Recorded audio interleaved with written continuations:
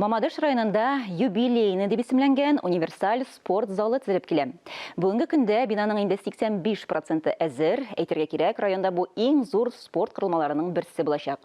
Объект төзелеше турында алдагы язмада. Мамадыш шәһәренең төньяк өлешендәге юбилейный универсаль спорт залы быелның май аенда төзелә башлаган иде. Бүгенге көндә барлык эшләр дә график буенча бара. Объектта 70 төзүче, 4 техник эшли. Көн сменасы иртәнге сәгать 7-дән кичке 9-ларга кадәр дәвам итә.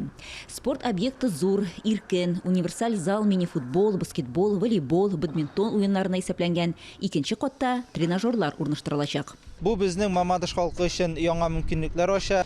Безгә бу зал футбол, баскетбол, волейбол, бадминтон белән шөгыльләнергә мөмкинлекләр бирәчәк һәм шулай ук үзенең тренажер залы да булачак.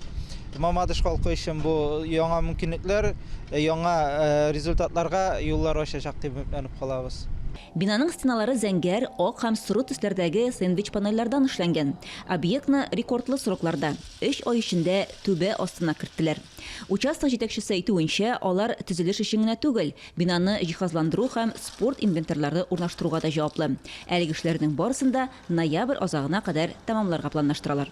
Шулпан Амери, Татарстан яңалыклары, Мамадыш районы.